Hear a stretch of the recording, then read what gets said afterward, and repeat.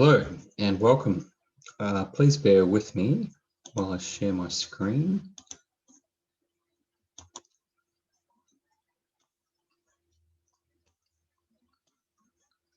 And I'll get myself in the corner of your screen and be ready to advance some slides. Okay, thank you. What are you doing here? I don't mean that to you. I mean that that's a question that was asked of me, which I'm going to talk about a little bit further into the presentation about when I joined the lived experience workforce, as it's called. My name's Craig Wallace. I'm here today in the capacity of my consultancy, which is Lived Experience Psychology. I have quite a few other affiliations in the mental health sector in Victoria.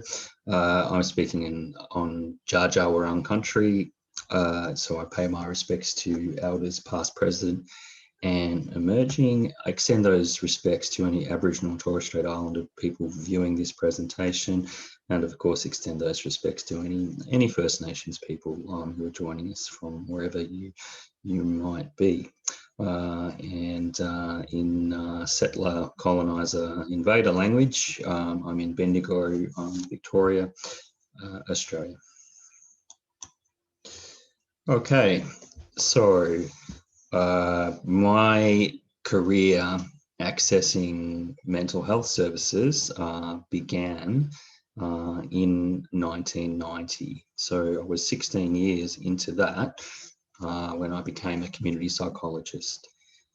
I kept my lived experience of being a consumer of mental health services completely suppressed while I studied community psychology, despite us covering any number of topics where I could have contributed from my own personal experience. I feel that was a real shame and a real lost opportunity for me, but I was really hell-bent on becoming a psychologist, and I was really worried that talking about my lived experience of mental ill health and recovery would have got in the way of me becoming a psychologist. So in 2008, I was an inpatient in a Melbourne Metropolitan mental health ward for about 3 weeks. And that was actually the fourth time since 1990 that I had been required the support of hospital, that I guess community, being held in the community wasn't enough for me.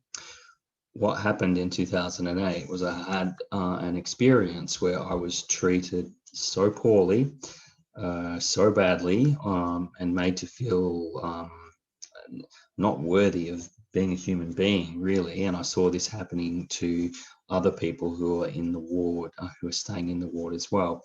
And that changed what I wanted to do with my career, which up to that point I'd done some youth work, environment work in the child protection system, sort of everything but mental health, really, because for me, I felt that it wasn't ethical to work in mental health unless I declared my experience. I'm not saying that that's the case for everyone, but that's where I was up to with that. So it wasn't until 2011 that I had the opportunity, I got the job and joined the lived experience workforce as a peer support worker. So at this point, I should note that the lived experience workforce is involved with people who have experience of being a consumer of mental health services or a service user, and also people who have experience of being a carer or a support person for somebody who is using the mental health system. So when we say lived experience workforces, to describe those two things, as a consumer workforce and also a carer workforce. Okay, so since 2011, these are the roles that I've held, and lived experience of mental ill health and recovery was essential for all of them, except the very middle one, where it was considered desirable. And I've put asterisks behind these roles to indicate how much I used community psychology in these roles, or how much the environment was sort of open to me using my community psychology. So the first one and the third one, so 2011, 2017, they're really one-to-one roles. So peer support work is one-to-one work with someone who's experiencing mental ill health, and you support them one-to-one, and the connection that you have is that you've both been on that journey together. Whereas in 2017 to 2019, I was an advocate, which was really one-to-one advocacy, directions-based advocacy on a consumer's instructions about what they wanted for their care. And that was advocacy for people who are being treated against their will in Victoria's mental health system. And then I had a workforce development role, which was utilized my community psych skills quite well, and also my current role, which I've given 5 stars as well. We're currently on the senior advisor, the senior consumer advisor for Mental Health Reform Victoria, and our task is to implement the interim recommendations of Victoria's Mental Health Royal Commission into mental health, with final recommendations going to be handed down in February of next year, 2021. Okay. So I want to talk a bit about heterogeneity of lived experience because it's really important. Now I'm going to go through the points on the left, which are separate to the graph on the right. Although in some ways you'll be able to make some connections. So when I first arrived in a lived experience role, one of the first questions I got asked is, what are you doing here? As we've already covered.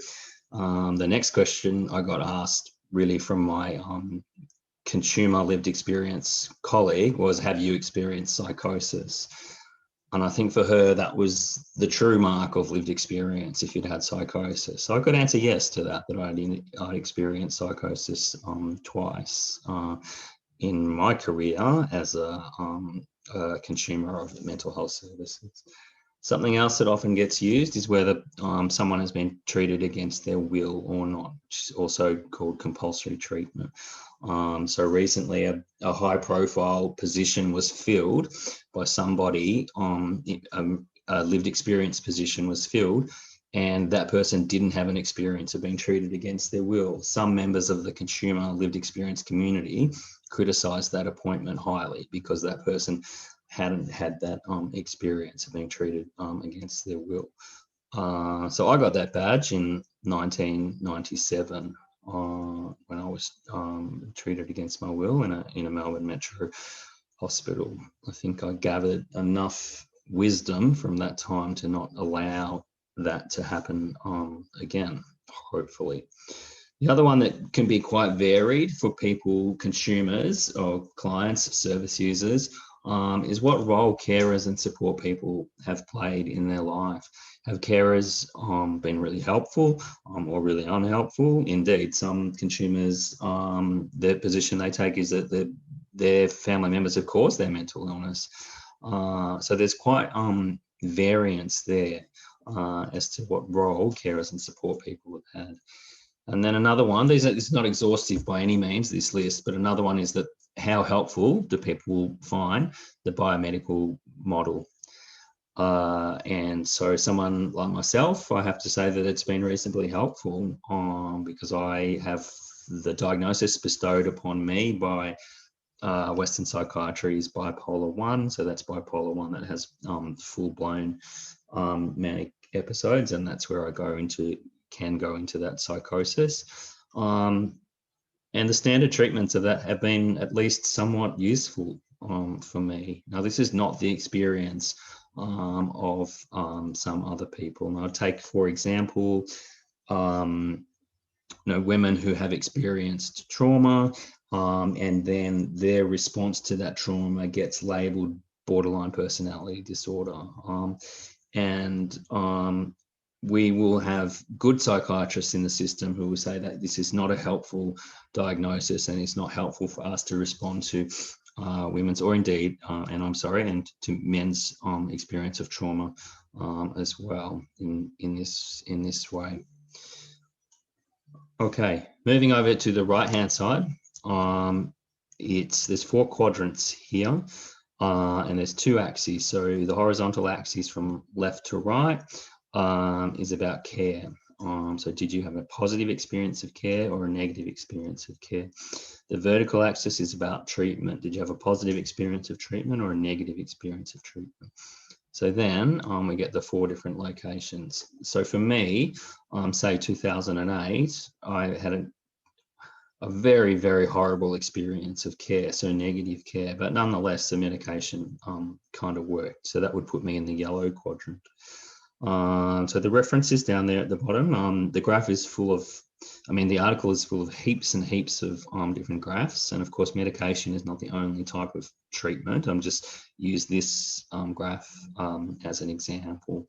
So mental health services are sometimes criticised for when they employ lived experience workers, they try and get people from the green quadrant because they're people for whom the system's been helpful, and they're probably not going to provide us such critical feedback as someone from the red. So hopefully we get people from all of those quadrants working in mental health services. And also just to note, of course, that one individual can have a whole bunch of different experiences and therefore experience being in all 4 of those quadrants. Okay. So for me, here's some of the sort of things that have happened along the way. I got asked, what are you doing here in 2011 as a person with a master's degree, indeed, and, a psychologist.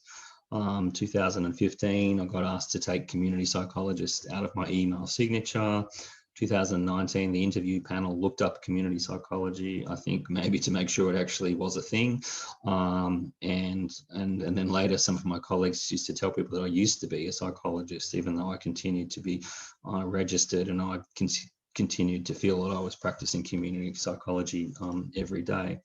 I could probably have played a greater role in convincing these people about what I was doing. Same role, and then when I left, they asked me to write down my approach, like how did you do this, which was just pretty basic, bringing people along with me. And then arriving at my current role in 2020, and really it was fantastic. People wanted to know about my lived experience, and they wanted to know about community psychology as well. And then recently, just really a couple of months ago, going to community psychology, community of practice, and really feeling that my primary identity was lived experience, not a community psychologist. And this was, a bit to do with how consumers or service users or clients or patients were talked about and the language that was used. Okay. All right. This is what I ended up putting on my resume, and in my most recent application for a job which was successful. So I'll give you a quick chance to read that.